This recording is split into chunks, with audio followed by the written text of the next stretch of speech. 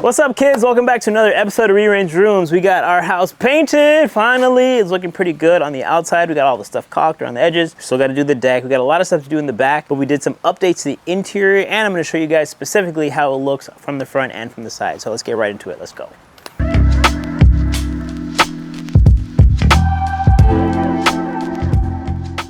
So on the side of the house, what we did over the last week, we've had a lot of the painting that's been done. We caulked all of our joints between all the different cedar boards. Now, I always like to do stuff like that because I think it gives you a nicer finish. If you were to not do that, you would actually see like a little black line between all of these. Nothing wrong with that. But I do think once you add that little bit of caulking, it just gives you, again, it's just like a much nicer finish. So in addition to that too, we had all of our finishing done along of our window trim. Always want to make sure we go all the way around it in ceiling because we don't want anything penetrating. We don't want any of the water penetrating from when it rains or when you have wind-blown rain that comes in from the side. Now, another thing I'm gonna get a lot of gripe about because people will say like, well, why did you spray your windows? Well, this is all latex paint. So once this is cut all the way around, you're basically just gonna be able to peel this off. Now, I actually said while I was with my painter, we talked about this. We were explaining how we could already hear the people saying like, oh, this person does not know how to paint. They have no idea what they're doing. And that's perfectly fine. Everyone's entitled to their opinion. But I've done a number of houses where it's painted just because there's so many different individual window panes. And on a similar house, we actually covered all this with tape or use a little bit of a spray that kind of goes around the metal bars. And then it makes it really easy to, it goes around all the different individual pieces of glass, which makes it really easy to peel off. But it was more cost, more time, more money. We didn't have it on us. So we're like, just paint it, we'll scrape it off, and then we'll call it a day. Now, again, some people are gonna have issues with that. No problems at all, I don't mind. Again, this is my property, so that means I can do whatever the hell I wanna do with it. So in addition to that, what we also did, we had the rest of it painted up and caulked all the way between where we finished our stucco and also where the wood boards are. So what we're gonna need to do next is actually run a piece of trim that goes in between them. And that piece of trim is actually what's gonna be used to differentiate between the wood material and the stucco itself. It's gonna be a little bit of an aesthetic detail, but it's also gonna be something that's gonna help mitigate any water from infiltrating this edge right along here, which we also made sure we add a lot of caulking right there because I do think, again, you always want to make sure you have as many preventive measures of water coming in. So that first line of defense is going to be the piece of wood. The next line of defense is going to be that little bit of a caulking that's going to help separate it. Last thing I want to show you guys. Now, over the last couple days, we've been trying to figure out what's going on with the bottom of this house. Well, the problem with it is that we have a lot of wood rot. So something we had to do over, I guess, tomorrow, the following day, we have to rip out all these bottom boards because as we were painting it, we're like, damn, why does everything feel so loose? Well, problem is all the wood from the bottom of this portion of the wall is just rotted out. So we're gonna rip out all that. We're gonna put in some new 2x4s to help protect it. We're gonna get our bottom, well, not the bottom plate, because the bottom plate is actually under here. Thankfully, it's not actually that damaged, but we're gonna make sure we secure it and we also add as much structural support underneath it. So what we're gonna do is we're actually gonna be putting in a new 2x4 that's gonna go underneath here to replace the old one that was once there. After that is completely removed, because there's still a little bit of wood rot and damage that we need to have taken out. Once we get all that out, we get our new 2x4 in, we're then gonna take our saved pieces of cedar that we have somewhere around here, and then we're gonna use those to go in front of it here. We're also gonna make sure we add some building paper too, because currently there is no building paper, which is also part of the reason why we've had termites and water infiltration into this wall. So we're gonna do whatever we can to help mitigate that. Then finally, what we're gonna do, we're gonna run a piece of metal all along the bottom to stop any raccoons and rats and all those mother efforts from walking and getting underneath the house, and then finish it off with a nice little trellis detail to make it look very nice.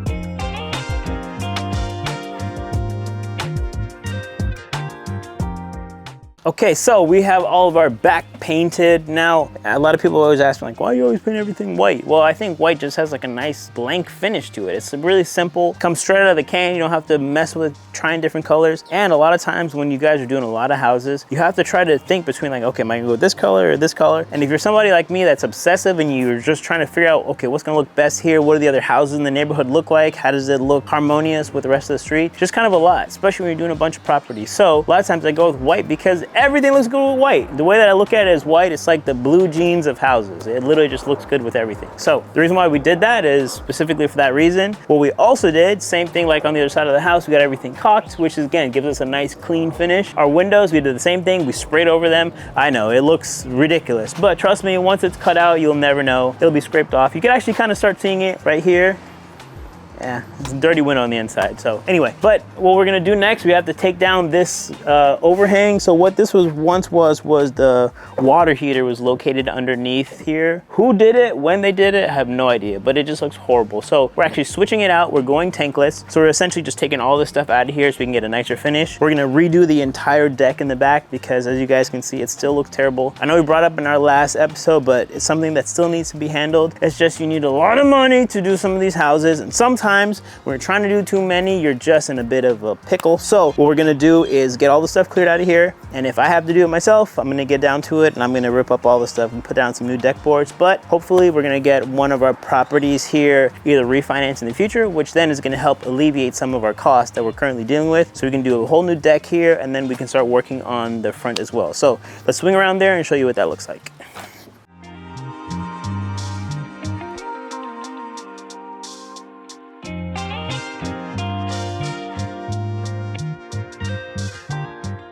So something I also want to make sure I bring up is always making sure you caulk all of your windows because it is incredibly easy for water to penetrate where the stucco itself meets the window. So having a nice thick bead of caulk all the way around is going to help prevent against that. So that's one thing right there. We also got the door painted white. Now this door looked really beat up for a long time, but I think just something as simple as just paint makes such a wild difference to it, and it makes it look damn near pretty new. So as we mentioned in the previous video, we still need to get our trim around here. We also need to get our light in as well. But I think given what this door used to look like and how some of the doors are when they don't have caulk, when they don't have paint, big difference. So let me show you guys right here. We step down, show you this side of the house. Same thing as well. Again, we've got all of our joints caulked everywhere around. We have it painted nice and white. Now I did notice that this piece of wood on the end here, this trim, it looks like it's about the limit of what might be passable, but I think I'm just gonna replace it anyway just because I'm starting to see a lot of damage. Now, anytime you have damage that's excessive of, I believe, 80%, then that's where you really need to start swapping some stuff out. But because it's trim, it really isn't anything structural, it's more just aesthetic. I just think all things considered, it just looks pretty beat up. So something I might gonna have to switch out pretty soon. In addition to that,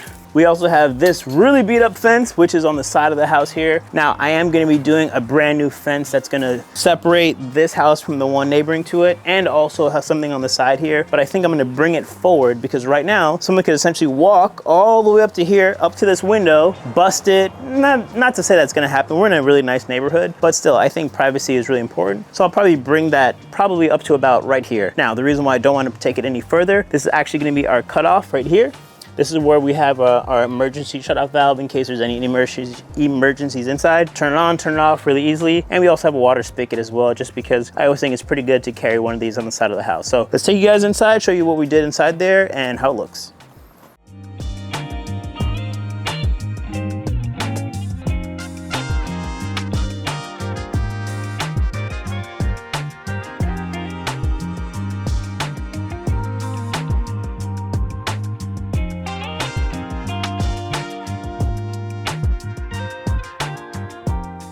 First things first, we have our rug down. Is this the final rug? I don't know, but I do think it's just about the right size for the space because you got a lot of people gonna be walking in, it's got a lot of traffic, and I always try to avoid people walking on stuff like rugs with their shoes. Now, one of the benefits of this rug is that it's washable. So even if people do walk on it, trample, spill shit, doesn't matter, throw it in the wash, we'll have it all taken care of. Now we have our side table in, we have our sofa in place. Again, a lot of this stuff, I don't even know it's gonna necessarily end up here, but I do think it's starting to give me an idea of what the space wants to feel like. Over on this side, I'm gonna bring over a sofa that I've had in another property for a little while now. We're gonna put that down. And then I'm still trying to figure out a breakfast nook, but I did do this over on this side of the living room, which I think works really well. This wall space is about 46, and this table is like 45 3/4, which is crazy. It literally just fit in here perfectly. What I love about it, in case you wanna sit down, have something to eat in front of the window, you just pop your stool back in place, like so, like that. And then ta-da, great space saving, wonderful for just trying to tuck away your stuff, getting underneath there, cleaning it out, making it really nice. So before, this was the space where I had the desk in the previous episode, but I do think it actually makes sense for it to be a space where somebody can eat, because again, we're in a really small house. This thing is like 600 square feet, baby house.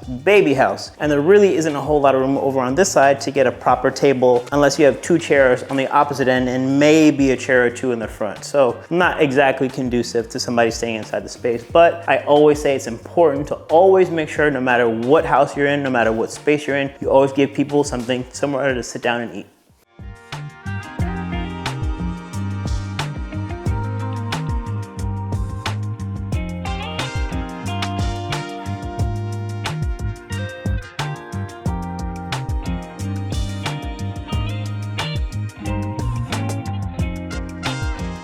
So we actually got out the old bed frame from the bedroom and we put down this one. This is a full size. I think it fits that much better because there's a little bit of space on either end. I always think it's a problem if you have your bed pushed up against the corner. I grew up that way for the longest and it makes it damn near impossible to make up your bed in the morning. So I always wanted to make sure I have a little bit of space on the sides. You get 2 nightstands, someone could put their phone down, you could have a glass of water, not an issue, have a lamp, all that good stuff. So right size bed frame, we have a rug in. It's not the right size. I never like to run rugs in the same direction as the bed, right? Because this is parallel with the bed. I actually like to rotate it and have it run 90 degrees. So I'm gonna have to find something else that's a little bit different, but again, I'm trying to give myself a feeling to know what the room is gonna start to be like. Now, I also moved the desk over into here, and because it's a really nice chair and it works really well inside the space, it's actually enough space, right? You get the bed in, you get some side tables, you have the desk, you have a chair, it's perfect. And also because the closet for it is this one right here. Now, it's a little bit odd because the closet is outside the bedroom, but that's just one of those things you run into with some of these old houses. Not every room had closets inside of them. That's more of a new, like a more modern thing that you see in houses now. So it's still gonna be the one that's used for this room, but I think as far as the feel goes and everything else, it's about right.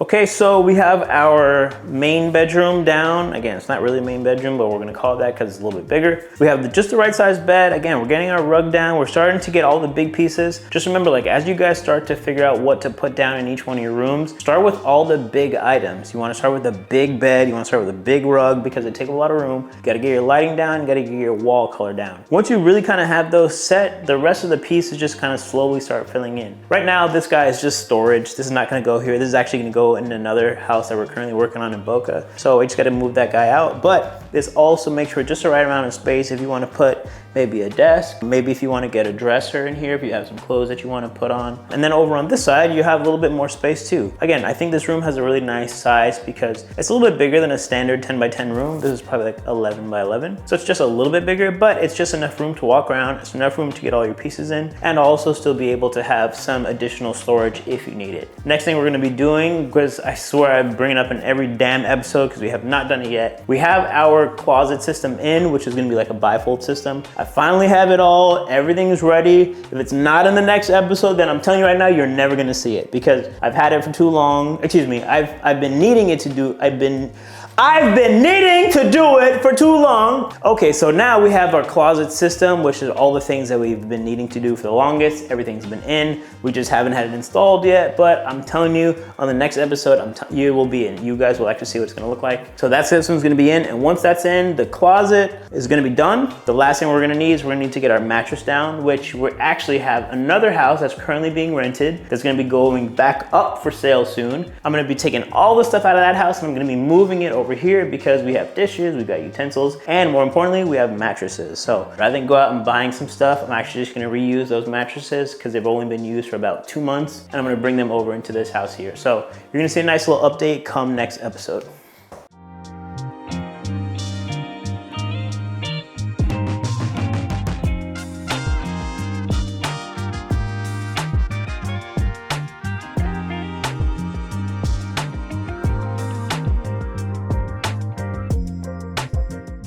minor update, minor, but I want to at least bring it up so you guys can see what it's coming to look like. We got our vanity in, so if you guys can see, it's pretty nice, really simple, just like they call this cane. What I love about it is that it's pretty low cost and it looks really good too. And it also complements really well against the wallpaper that we have installed. Now, I went with a black faucet. I actually had this one sitting around my house for like the last 2 years. You'd be surprised, as you guys start doing some of these houses, you're gonna start collecting so many. You're like, Jay, you always have faucets and lights, and this is sometimes, especially if you're somebody like me who is obsessive about trying to get just the right mix of colors, pieces, tones. Sometimes you'll buy something, you'll put it in, you're like, I don't like how that looks. Then you'll just take it out and you're like, I'll just save it for another day. So this is actually one of those pieces, and sure enough, comes in perfectly, fits the look and everything else. We have brass and gold for the light, and now we have brass and gold on the vanity itself. So it really works out wonderfully. So what we're gonna do next is we're gonna get this guy fully installed so we can get all of our services running on it. So we need to get our doorknob, a lot of the little things. And then I'm telling you, I swear, sometimes I feel like I'm bringing up the same things in every episode, but I still gotta get the trim in, I still gotta get the shower head in. A lot of that stuff is pretty easy. It just,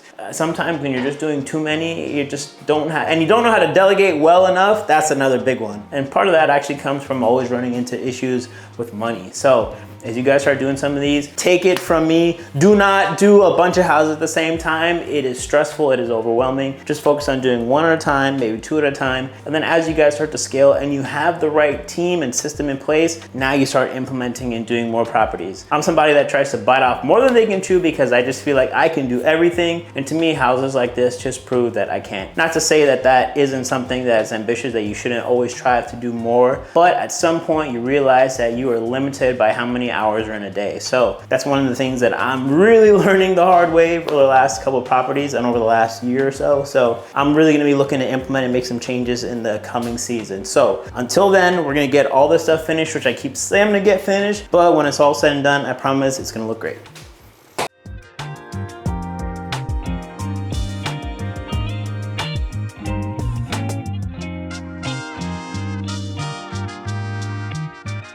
Okay guys, that wraps another episode. We have a little bit of changes here happening in the kitchen, but not too much. A lot of it is just more like a lot of the pre-planning phases that come into it. I think a lot of times we start tackling some of these projects, and as you're going through a lot of different months, you're like, oh, I'm gonna do this, I'm gonna do that. And then turns out, oh, I can't do that, so I don't have time for that. So a lot of things that have been happening here are more mental, which is why I'm not really presenting any of them to you guys. But know that when it comes to the next episode, you guys are gonna see, once we have our shelves stained and our backsplash in, we have our faucets in, we have our cabinet handles in, we're gonna rest of the appliances, then it's really gonna round out. You're gonna be like, oh, okay, now I see what it's looking like. But until then, we're just gonna keep it pretty status quo, leave it the way it is. So until next time, make sure you guys subscribe to the channel, like this video so you can continue to see more content, and turn on those bell notifications so you're the first ones to know anytime a new video drops. So until next time, catch the next video.